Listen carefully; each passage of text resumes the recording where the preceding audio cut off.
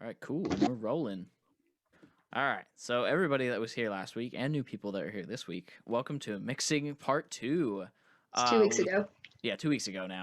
um, we'll be touching on that same session that we were doing 2 weeks ago with Embassy Drive, and now the last 2 weeks we focused on drums and bass, and this week we're going to focus on the guitar, violin, and vocals. So let me switch my view here for a second so that the recording picks me up. Then I'm going to switch screens here. Then make sure you set to speaker view. I'll make sure to spotlight myself or pin whatever button that is, so you can get the best view because I'm not screen sharing this. All right. So just for those of you that don't remember, I'm just going to play a little bit of the song so we remember where we're at and so we can tune our ears back in. If I don't miss you, then why do I bother checking the weather wherever you are? And it's getting old that I even care. Who cares that it's 74?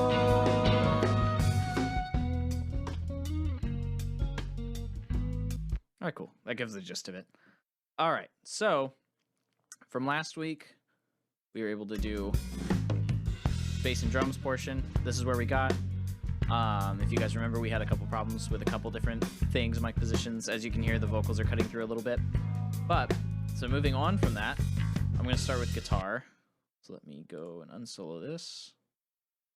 So let's just listen to what the guitar kind of sounds like. I'll jump between the chorus section and then I'll jump between a more quieter dynamic section and we'll just see how the sound changes.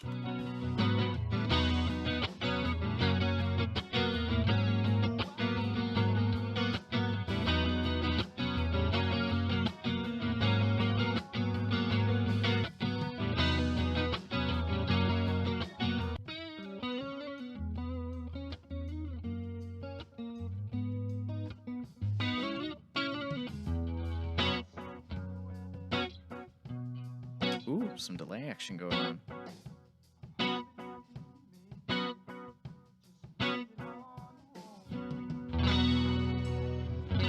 Let me just get back to the big chords.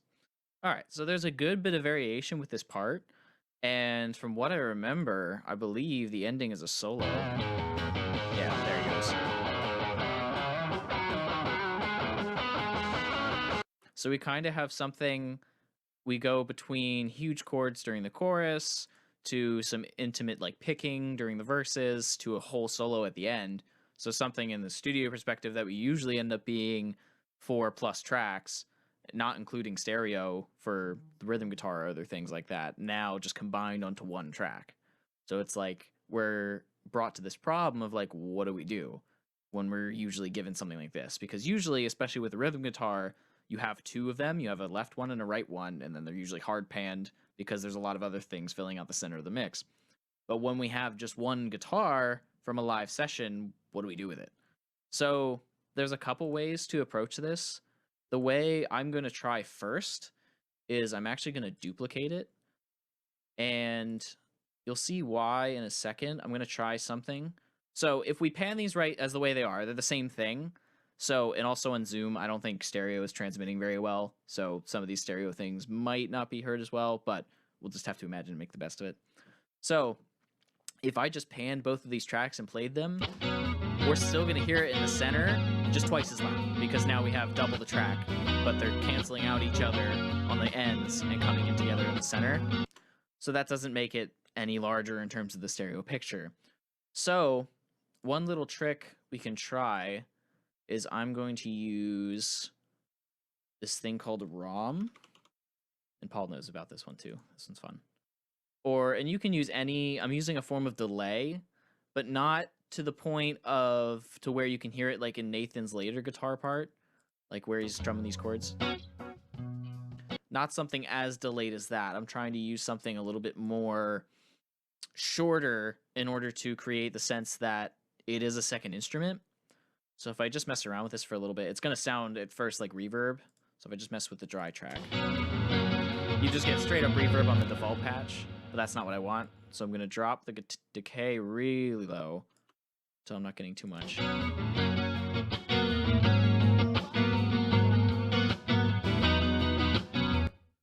And then it just sounds like you're kind of in a room. It doesn't sound really like a delay. You don't notice it too much.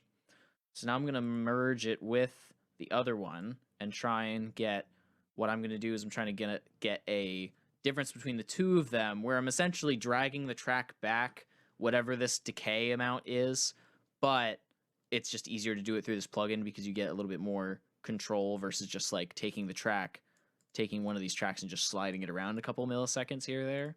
So I'm going to dial this in for a second.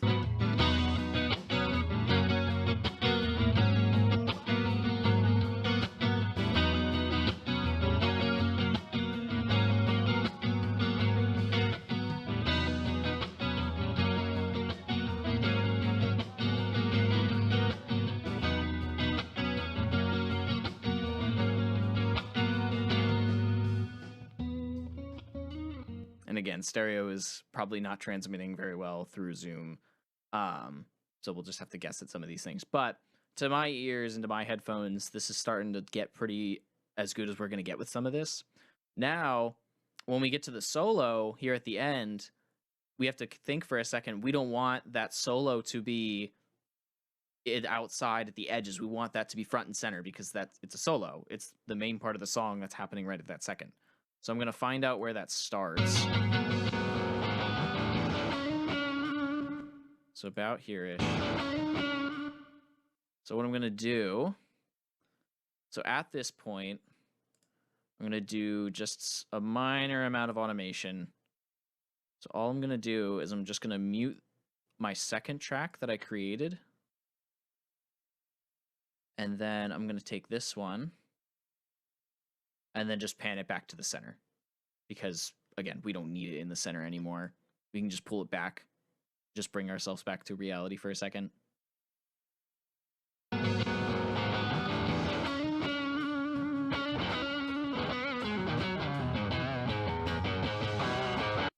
And I might do, instead of doing instantly, I might mess around with a short transition just so it's not as stark.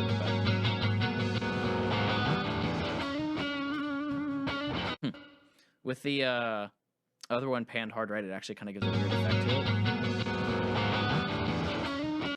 It gives a little bit of motion because the left one is moving, but the right one's still staying hard right. I'm going to listen to it in the context of the mix. Who cares that it's 74?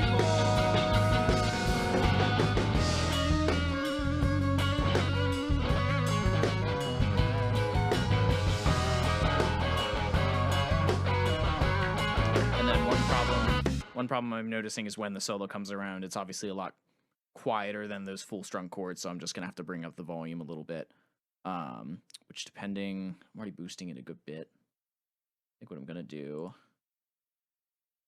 I'm going to turn this off, but then from last week, I'm going to bring up one of those Blue Cat plugins.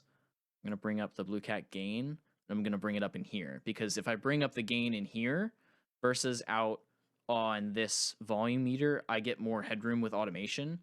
Because if I leave this the way it is, and I open up the volume automation, the max in Reaper, the max like amount that you can push the volume of a track is around 6 dB. So if you're already at 5, I've only have 1 more dB of headroom to move some automation points. Whereas if I do it in the plugin first, that still leaves me with a full 6 dB of upward motion. So if I drop that down back to 0, and then I can make a point from here.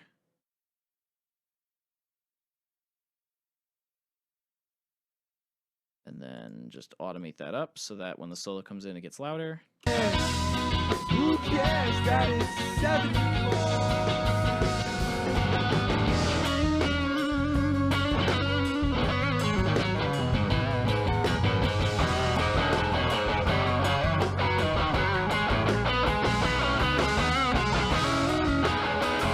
And now the solo's louder. We don't have to worry about any volume issues or anything with that when that comes around. So now that I have both a stereo panning issue solved kind of as best as I can. And now that I have some more volume automation done, I'm gonna dive a little bit more into what I would do to the track otherwise. So after that, I'm not gonna do any compression on this track because it's already a little bit distorted. And as we can see, if we just look at the track, there's not as much dynamic variance with it. There is a little bit here, but I might rely on some of that from the bus or from compression later down the line instead of at first, because I don't want to ruin. There are a lot of great dynamics in this playing, and I don't want to ruin what's already there. Hence, with the solo and some of these earlier bits, they're meant to be really dynamic. So if I just compress them, I kind of ruin what I already have. So what I'm gonna do, what I can do, is I can at least put an EQ on it and just cut down on some things. So I'm going to pull up that TDR Nova from last week as well. Again, I'm going to try and, same with 2 weeks ago, I'm going to try and keep most of what I use to free or very, very minimum pricing. And last time in the last video, we linked all that we used. So I'm going to solo this track just so I can hear it. Turn on my input monitoring for this. And then what we want to do with guitar, let me loop a section so it doesn't cut off. What we want to do with guitar is we want to carve out a little bit of space for the bass, because essentially what the bass is doing is it's filling out the low body of the guitar. So we really don't need too much of that on the guitar itself, because as we can see with this guitar, and this is half just because it's in a room, you can kind of see when it's reacting to the drums a little bit down here in the subby range. So even when it comes to live, you really want to emphasize this a little bit more. So I'm going to take it up until I start hearing an audible difference.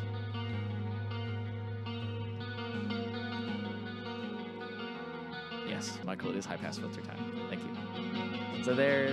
So right now I'm going up a little too high, but that's kind of the point. I'm going up until where it sounds a little too much, and then I'll slowly start bringing it back down until it fills back out. It's like right about there, at about 100 hertz. It's got enough low end, but it's not subby in any way. And then I am just going to cut off just a little bit at the top end. I don't usually do this to my guitars too much, but just because of all the live bleed, I'm going to do a little bit, just to cut out some of that room and cymbal ambience. And then, cool. I'm also going to set this to mono mode. One thing I find, and the reason I'm doing these two tracks separately instead of doing them on the same stereo bus, is I find with guitars, and this is something, it's not minimal, but it definitely makes a difference. I find that processing things sometimes in either dual mono or just separately as in mono makes them wider than if you process them as a whole in stereo.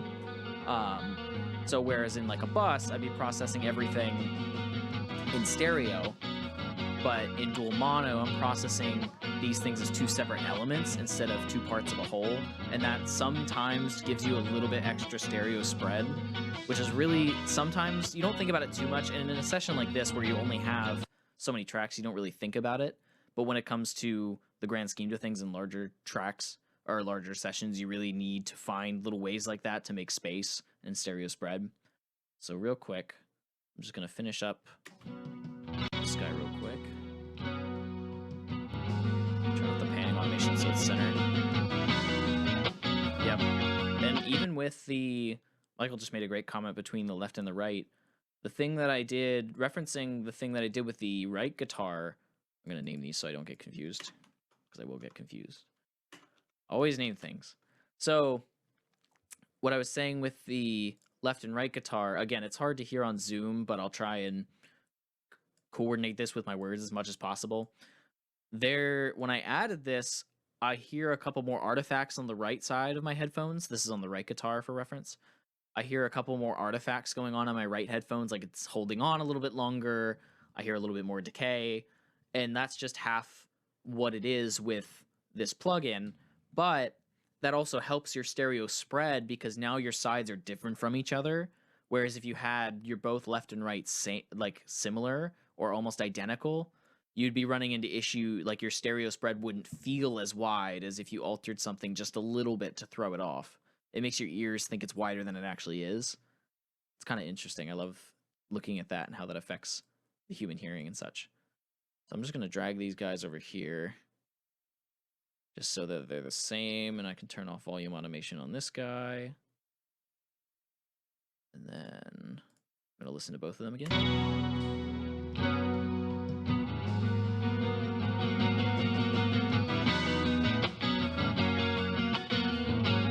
And also with that high pass filter, they're also a lot cleaner now.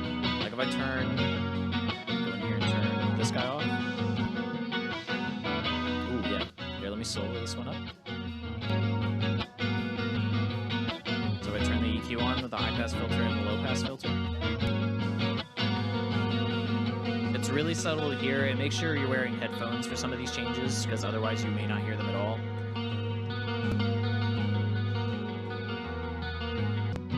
It almost sounds like there's the bass that you hear coming through just with the amount of low notes that are in this. So when I put the high pass and low pass, they don't fill out as much. Again, really subtle things, but when I compare it to something, if I take the guitar, keep it centered, and I compare it to the bass,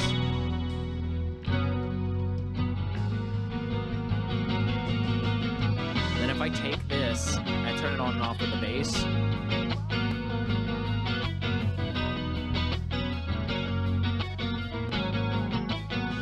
the guitar kind of gets a little bit more focused and a little louder because it's not interfering as much with the bass. It kind of ducks a little bit more and you kind of lose it with the bass. Not too much because Nathan's using a lot of effects in this, so it really just pops through the mix regardless. But if I take both guitars, and just for my convenience, I'm going to make a bus for the guitars. So I'm sending both of these mono tracks to a stereo bus, just so I can control them at the same, so I don't have to solo both tracks at the same time. I can just solo one bus. I'm going to solo the bus.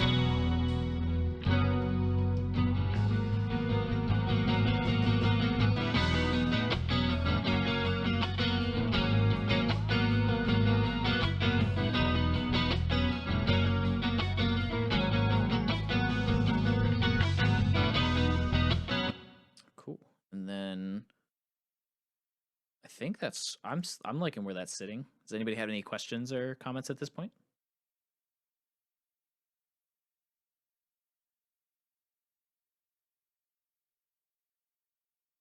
Don't be shy.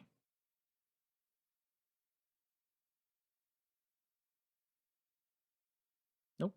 Well, if not, I'm gonna hop on to the next instrument. So yes, feel free to drop questions in the chat. Feel free to turn off your mic and go nuts. Actually, Grant, I do got a question. Go, Alexi. So for the my first instinct for the guitar solo at the end, my first instinct would be to just separate that track at the playhead and then move that solo at the very end to a whole separate track. So you don't need to automate or commit to any automation stuff in the process, and you can fade them in nice, fade them into each other nicely. So there's still that clean overlap and transition, but you don't need to worry about muting the one and repanning the other one. What do you think about that?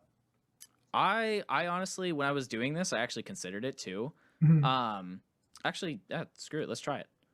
Let's see. So what Alexi's saying is, he's saying split. So like, for example, instead of doing all these automation changes, just split this main track and then brings like the solo section to a different track entirely. And then you can just fade between them instead of having to do some extra automation steps. So I'm just going to take somewhere in this track. I can pull back wherever, and I'm going to create another track. I'm just going to call it solo guitar. I'm going to take this guy down here. Just going to try and take some of the automation with it. And then, so now I'm just going to line up where that goes. I'm going to fade into each of them instead of, I'm going to turn on grid mode too, that should probably help. And so now we're going to try just fading into them. So I'm going to turn off this panning. I'm going to go back to panning manually, and then we're just going to listen to the guitars and see what that sounds like. Oop, I didn't get that fade right.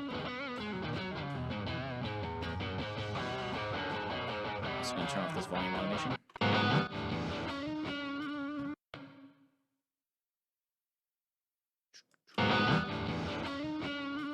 And then I think the other thing, oh, it's volume level thing. There we go. I was just like, why is there such a stark drop in volume? It's like, all right, because I gained it up 5 dB.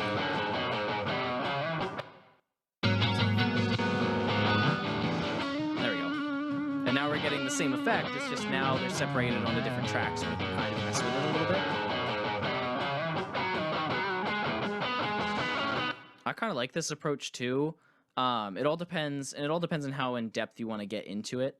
But it's totally a viable option, and I totally like doing it. It just all depends on the sense. And this track doesn't have too much bleed compared to like the vocal track or the violin track. Well, not the violin. Compared to the vocal track, so we don't have to worry about that as much. So this is totally feasible. But yeah, cool suggestion. Oh, thanks. Yeah, I was just curious about that because my first instinct would be just like, oh, he's gonna cut the track, and then like you were doing automation stuff. I was like, I didn't even think about doing that. I was just first instinct to cut the track. But yeah. Yeah.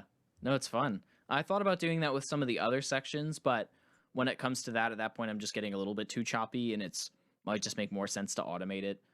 Sure. And again, with the track size of this song, it really just kind of flows with itself to begin with. You're kind of not at the mercy of, but you're kind of relying more on the dynamics of the recording than anything else because you don't have as much like artistic freedom to alter it as you normally would. Makes sense. Thanks, Grant. No problem. Definitely speaks to the fact that there's no one right way to do any of this stuff. That there's some helpful suggestions, but you can definitely branch out and do your own thing too. Yeah, don't be afraid to try things. Like some of these tricks and stuff, especially with tracks that are not in the best situation, you honestly just have to try stuff and just see what works. Like when it's on stuff like this, when it's not perfect and it's just not what you expect, you kind of just have to mess around and like do something and see what happens, because that's all part of the creative process. It's just experimentation. So the other thing, sometimes you got to go mad scientist on them. You really just got to go nuts sometimes. So I'm going to get rid of, so I'm going to leave it like this because I think it still works and I don't feel like changing it. So I'm going to undo. Now I can actually, I don't need my volume automation anymore or my panning automation since we now have a separate thing for that. I'm going to turn those guys off.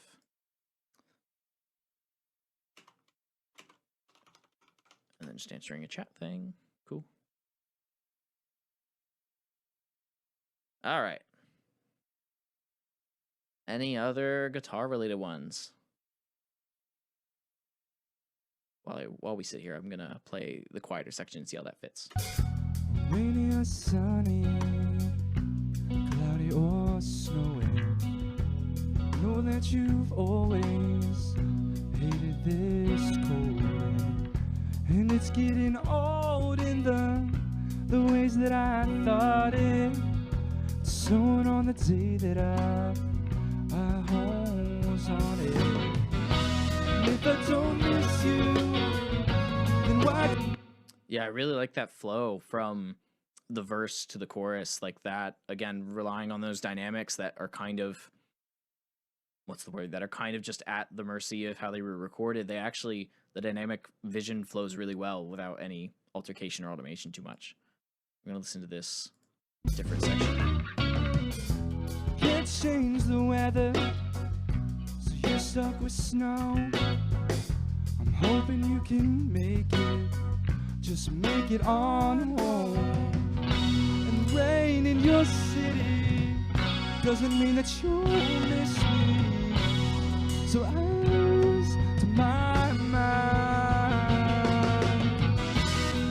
Cool. I think that works. I like it. I really like it during, again, this is hard because stereo isn't translating too well, but I like when Nathan's playing this delay part, and then I also have kind of a pseudo delay going on, and you can kind of hear it just like doubling out in your right ear, and it's kind of interesting because it like, again, it like throws off what you're listening to and like causes you to like pay attention for a second, if that makes sense. I mean, it's not like you're not paying attention, but like throws you off. All right, so if there's no other guitar-related ones, I'm going to hop on to violin next. I almost said piano. That is not a piano. So The thing with a violin in this setting, and this was DI'd, right, Michael? I forget. Yeah, it was running through a couple pedals, I think a reverb and a short drive, and then that was DI. Okay. Yeah, I thought I noticed something. I mean, obviously you can tell just by looking at the audio track there's something going on because we have something really quiet going on, and then when the choruses come around it goes nuts. Now if we just listen to the track too. Yeah, we already got reverb on it. And again, the same thing as the drum tracks and other stuff. Yeah, like a couple of those things. There's a couple note things going on, but again, nothing. We can't really fix that now. We're all just stuck with what we have. So, with what we have, you can actually hear that drive a little bit. It's interesting. Whereas if we jump to here, so we have everything from a lot quicker bowing to some slower bowed parts. So kind of like the guitar part, we're jumping, and not just in terms of dynamic level, but also in terms of musicality. So for this one, I am actually going to compress it a little bit.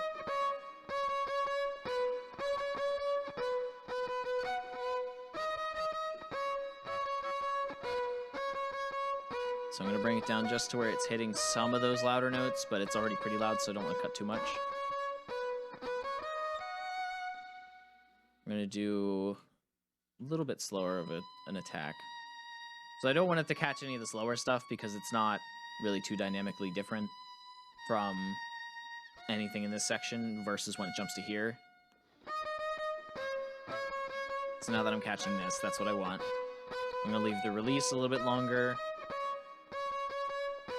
And I'm just going to check my volume. Remember what we did last time where we turned off the compressor and saw how much volume it was cutting off and then rose the makeup gain to match. So it gets a little bit louder when I turn it off, so I'm going to have to bring it up just a little bit.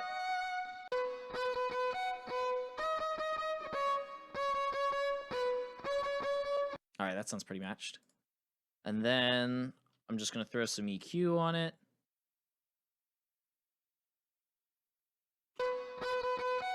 Yeah, and see how in this track we've already got a lot of low-end rumble going on just from the DI, which is usually characteristic because it's about as pure of a sound as you're going to get it. So I'm actually going to cut, because I need to cut even more space, because the guitar, I need to make room for the bass, but now with a violin, I need to make room for both the guitars and the bass, because the instrument just realistically does not live that low. So I'm going to take it up to where I hear it cutting off too much. So that's where I hear some of the definition leaving. I'm probably right about there, like 240. It might go a little bit lower. So if we listen in context with the guitars and see how our low end's sitting. Now if I turn this off.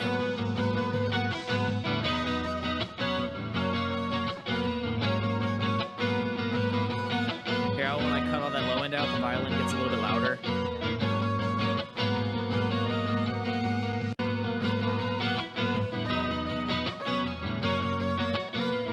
Cuts through just a little bit more. It's all those subtle things. And then I'm not going to cut any high end, but I am hearing a little something. I'm hearing something not as satisfying. It's one of these guys. So I'm going to do the band solo, so now I can just hear this band specifically and find what I'm hearing. Which is one of those is right there. Yeah. Just a little bit of that out. And then I'm hearing another one up where the string attack usually sits, so up about 2 and up. Yeah, there it is. There we go. And then there's a little bit of hum after she stops playing. I think there just might have been some electrical noise. Yeah, like you can hear some electrical noise going on. So I'm going to consider gating it, because since we don't have to, I don't have to worry about the like bleed or other noise from other tracks, because if you cut bleed from a track that has a lot of bleed, you're going to hear a huge volume drop and it's not going to be very subtle. But when it's a track like this and it's fully isolated, I can have a little bit more artistic freedom with that. Like even just beginning up to this, there's a good bit of bleed. So I'm going to take, again, from that, if I can type, again, from that repack of plugins that you can get, I'm going to take this guy. This is their gate. Again, nothing super pretty, but it works, and that's what matters. So I'm going to find where that noise is sitting. So can you just explain again what a gate does? Yes. For anyone who might have missed it. Good question.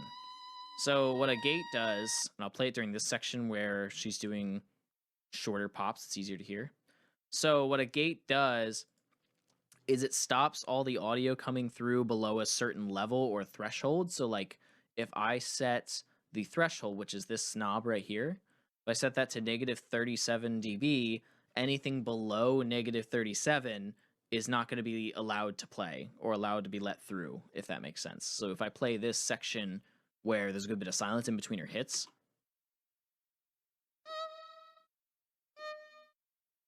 you can hear it kind of cutting off the audio because I didn't change any of the settings yet, so it's literally the fastest it could be. Well, almost as fast as it could be. But if I turn it off, right before she hits, you'll hear that electrical buzz again. Actually, kind of hear some of the drum set in there. It's kind of like the bass. It's really subtle, but it's like kind of cool. Whereas if I turn that back on again, it's just silence in between the hits. And that's the intended goal. So I'm going to dial this in a little bit more. So what I'm going to do is I'm going to increase the hold, because as we heard, it was a little bit choppy. It wasn't holding on to the signal long enough. So I'm going to increase that.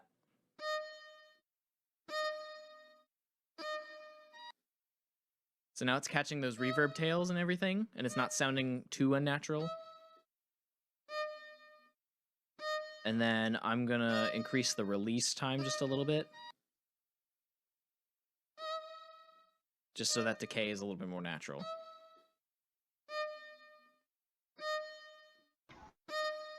Yeah, it sounded like it was cutting off the reverb tail before you did that. Mm-hmm. Yeah, now I can, because I can let it, I'm okay with it decaying out a little bit longer. I'm okay with that noise popping in for a second. I just don't want it in for all of this blank time, because that just builds up on the noise floor.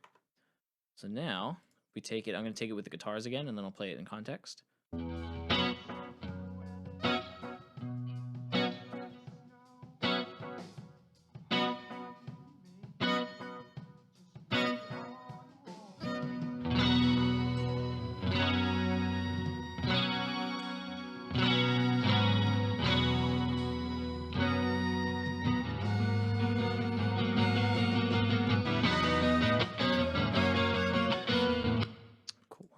Context real quick.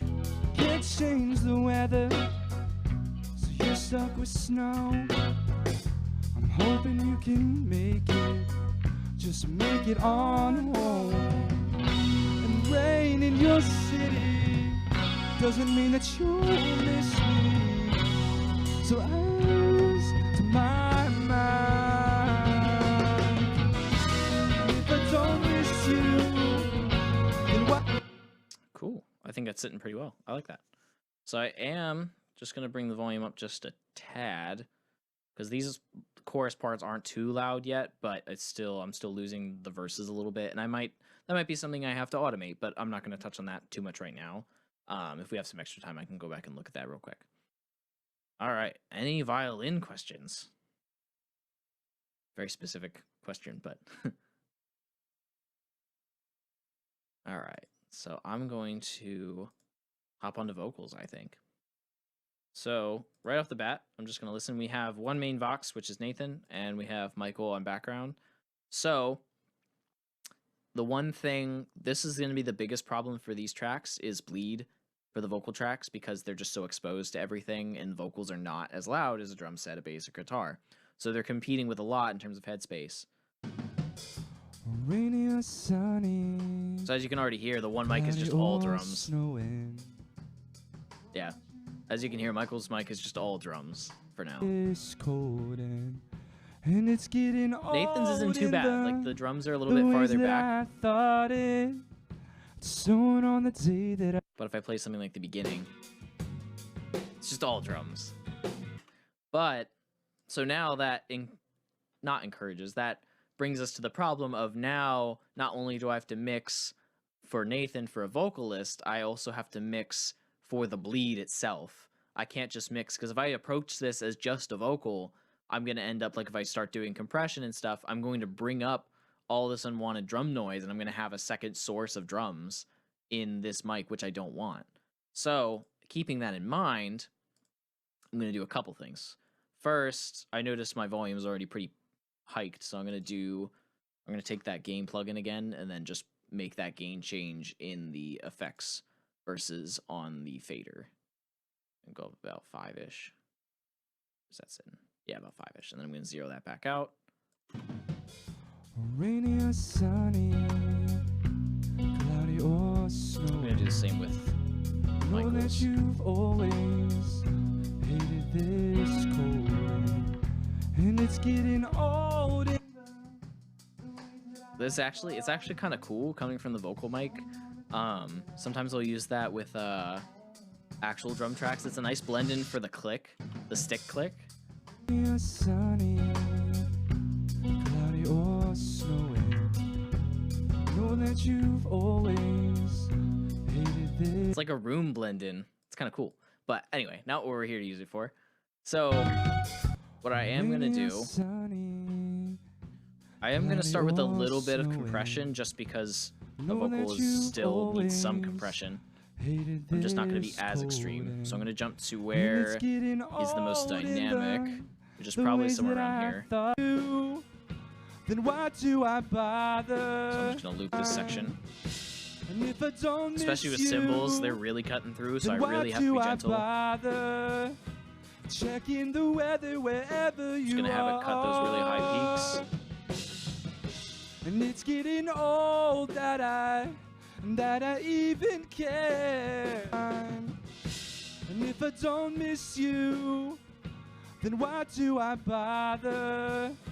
Checking the weather wherever you I'm being really gentle. Because usually I go up to like 5 or 6 to 1 with a vocal, but I really don't have that kind of freedom with this. That I even care. I'm going to do a gain check.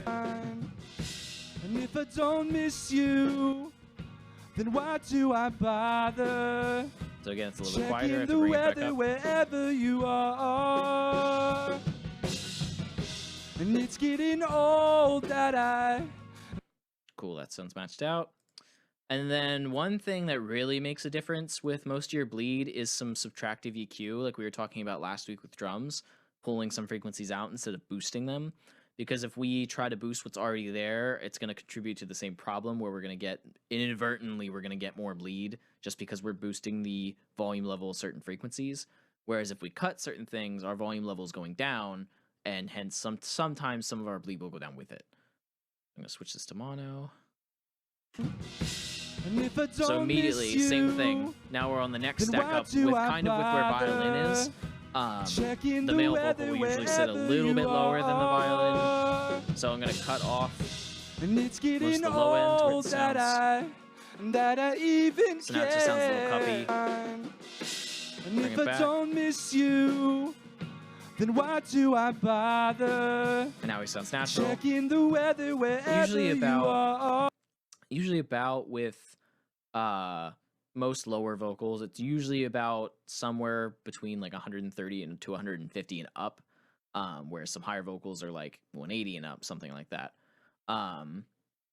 But yeah, it's nothing too insane. But if I turn this off, And if I don't miss you, then why drums do and bass I come back in. bother? but when I cut this out, Checking the weather wherever we're already you cutting down some of our bleed because the kick are. and bass aren't there anymore. The cymbals And still it's are, getting but we've old lost that 2 I- instruments in that bleed that I ratio. even care. that aren't really a problem And if I don't miss you, then And then the why other do I thing- bother? His vocal is a Checking the little weather wherever you boxy. are. It's almost warm, but there's a frequency in it that's a little too And it's boxy. getting old that I. It's probably about right that I here-ish, probably even about 5, 6, care. And if I don't miss right you, about there. then why 600-ish. do I Pull a little bit bother of that out. checking the weather wherever you are? I'm not gonna pull too much out because that is some of the vocal range. And it's getting Now if I turn the old whole thing that I even care. And if I don't turn the whole miss thing back on. you, then why do I bother checking gets the a lot weather cleaner, wherever you are? And then the other one I'm just gonna try this and see if I can get rid of some of the cymbals. I'm gonna try a low pass filter first, but if that cuts off too much of the vocal sibilance or the vocal like S's, T's, like all the high fidelity sounds of the vocal, then I'm gonna try a little bit more subtractive EQ with the bands. And if I don't miss you, then why do I bother checking the weather wherever you are? And it's getting. And then I'm just gonna do a sanity check to make sure this is actually doing something. And if I don't miss you, then why do I bother checking the weather wherever you are? So it's not doing too much, but I am losing some of my sibilance.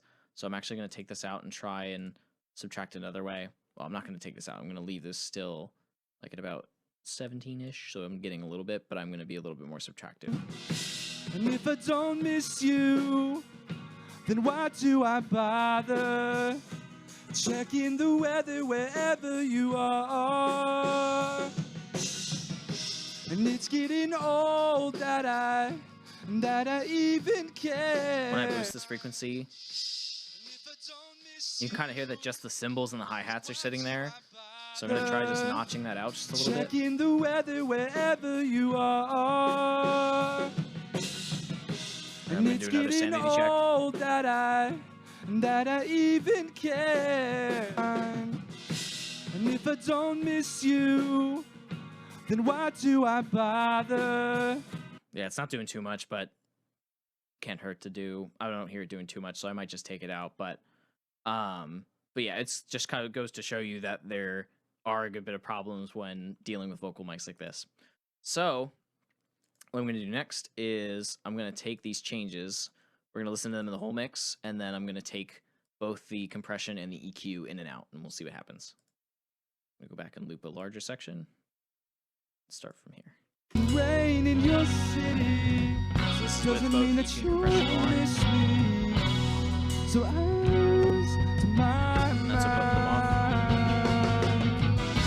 mind, if I don't miss you, Both on. then why do I bother checking the weather wherever you are? And it's getting old that I even care. Yeah, same with the violin. The vocal kind of cuts a little bit more just by making a couple subtractive changes, which is nuts, but still enjoyable. So, last thing I'm going to do, and then I got an interesting question about violin sent to my private chat that I'm going to address in a second, which I think it's a very interesting question. But, so I'm just going to, as a starting point, I'm just going to copy what I did to the main vocal over to the BG, because I'm pretty much going to use the same effects. I'm just going to change what I'm doing to them. So I'm going to zero out, since this is a different voice, I'm pretty much going to zero out most of my EQ moves. I'm going to leave this high pass where it is, because I'm probably going to do almost the exact same thing. And then I'm going to find singing, which is probably about here-ish. If I don't miss you, Oh, this one's why do I bother? not on you, Michael. There's a weird, this is not on you. There's a weird cymbal frequency in there. You were standing close to the drums, weren't you? Probably next to them, to the left or the right, somewhere in there. Yeah, I was closer to the drums than Nathan was, for sure. Yeah. So again, this presents more problems because since this mic was closer, Nathan actually had a good bit of isolation, all things considered, for a vocal mic in front of a drum set. Now, to his credit, he was probably directly in front of the drum set or in some regards to it, and his body was cutting off some of the drum noise. Whereas in this mic, an example, we're not having that. The drums are pretty much right in the pickup pattern of the mic, so the drums are almost the same level as the vocal, if not louder. So this one is going to be a little bit harder to save. in the grand scheme of things, but we can still do a good bit to it. This one I might not compress as much because this one I might not compress at all because this one doesn't have as much dynamic variance as Nathan's track. So I'm gonna take it off. I'm still gonna leave it in case I do want to add it, but I'm gonna take it off for now because I want to see what it sounds like. Because I feel like with the drum bleed and everything else, I feel like that's just gonna be doing more harm than good. So on that, I'm going to take just the EQ and I'm gonna go through and see what happens. So there's our bass and kick drum again.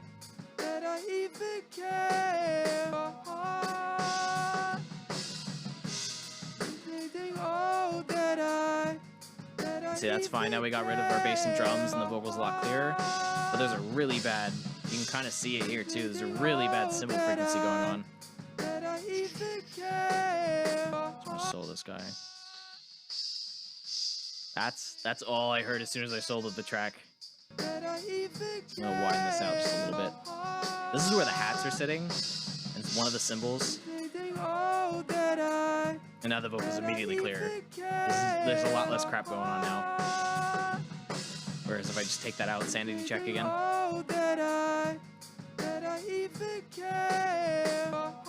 hear it really in the crashes. If I just play the beginning again. It's still there, but it's not as aggressive and it sounds much more natural. I am gonna try another low pass, because as we can see the hi-hat's just kind of chilling up here.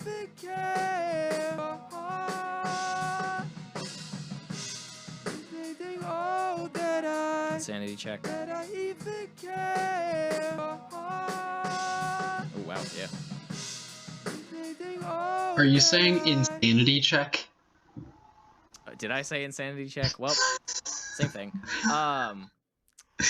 This one, anyway. So this one, I don't know. I have some conflicting feelings about because leaving it does definitely cut some of the top end of the hi-hat. But at the same time, I feel like I'm also focusing the hi-hat a little bit more and it's making it worse. So I'm actually going to leave it off because I am losing some of that vocal sibilance again. I'm just going to listen for a second to see if I notice anything else.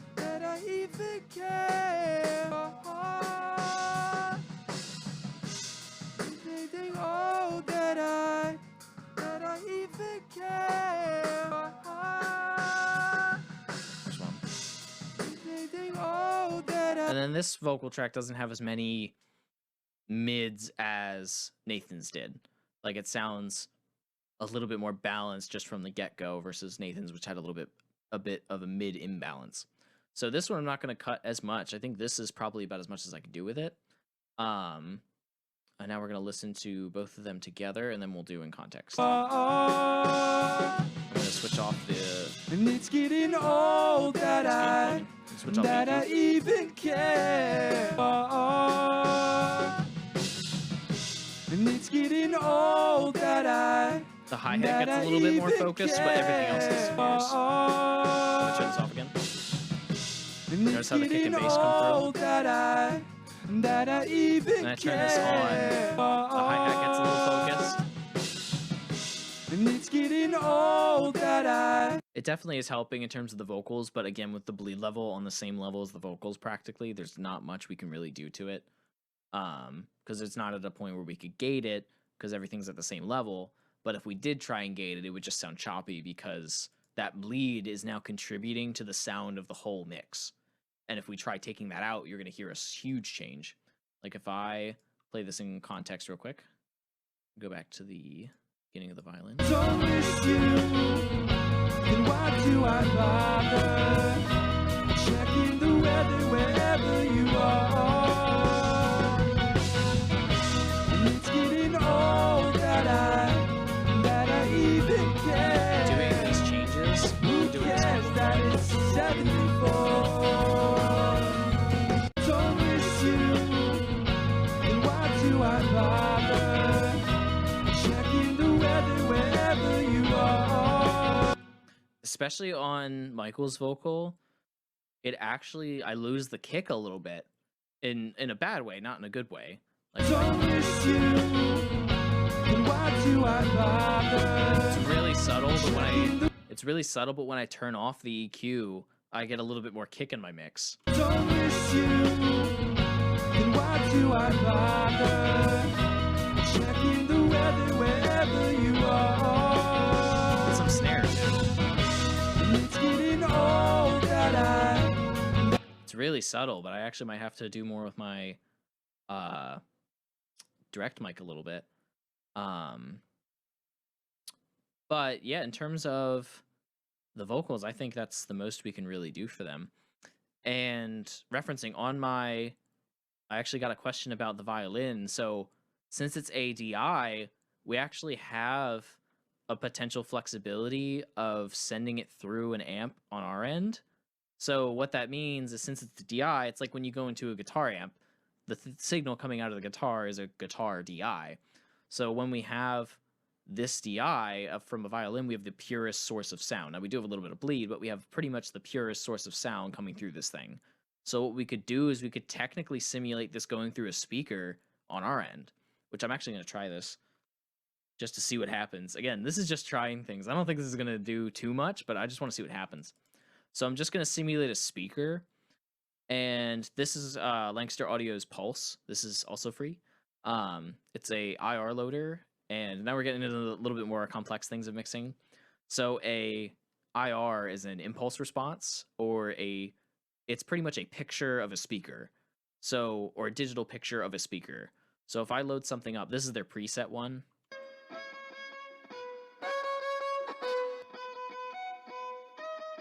Like, it cuts off the highs and some of the, like, hear how it's kind of coming, it sounds like it's through a speaker.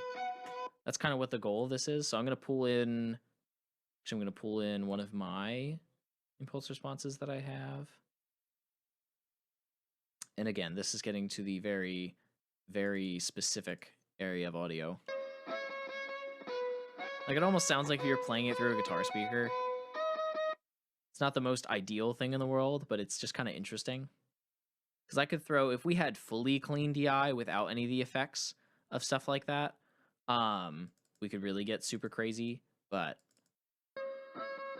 like, these are some bass speakers.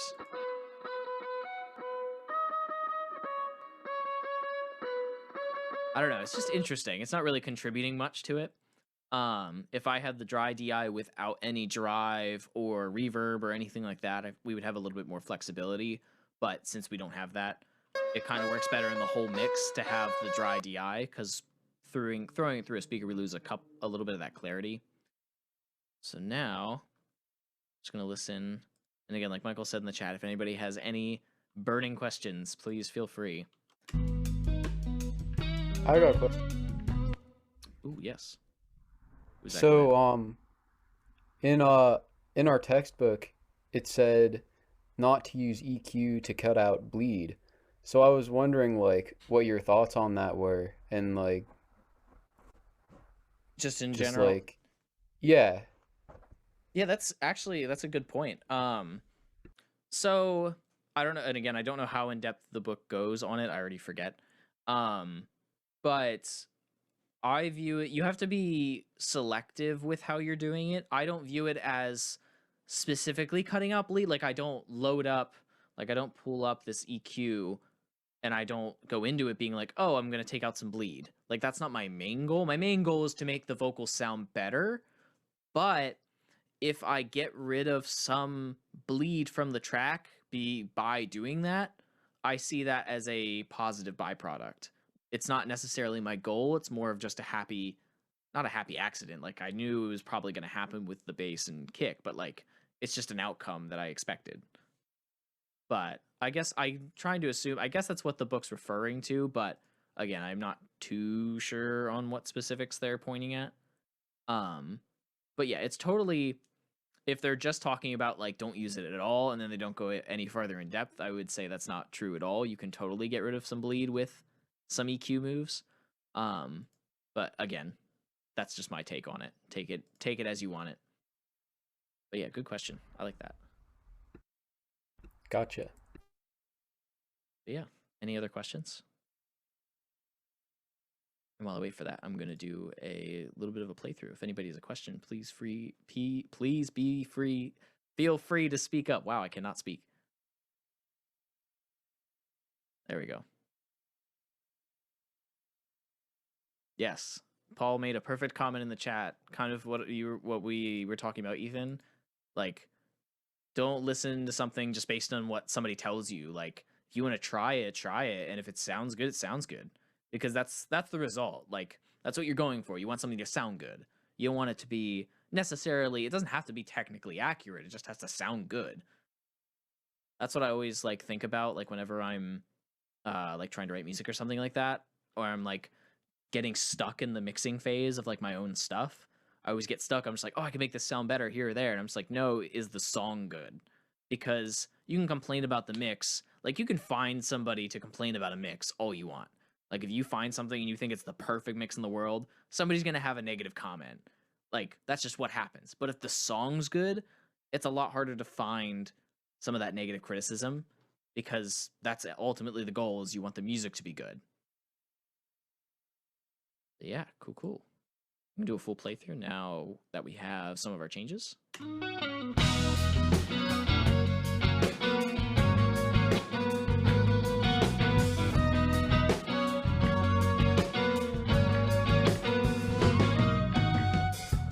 Rainy or sunny, cloudy or snowing, know that you've always hated this cold air. And it's getting old in the ways that I thought it. Snowing on the day that I was on it. And if I don't miss you, then why do I bother checking the weather wherever you are? And it's getting old that I even care. Who cares that it's 74?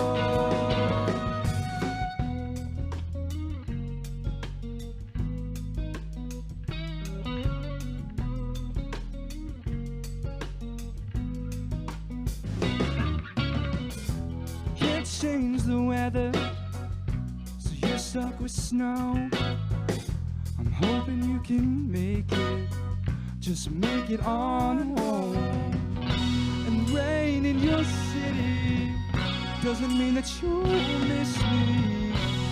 So ask to my mind. And if I don't miss you, then why do I bother checking the weather wherever you are? And it's getting old that I even care. That it's 74. Rainy or sunny, cloudy or snowy. Rainy or sunny, cloudy or snowy. Can't change the weather. Rain in your city. And if I don't miss you, do I bother checking the weather wherever you are? It's getting old that I even care. Who cares that it's 74?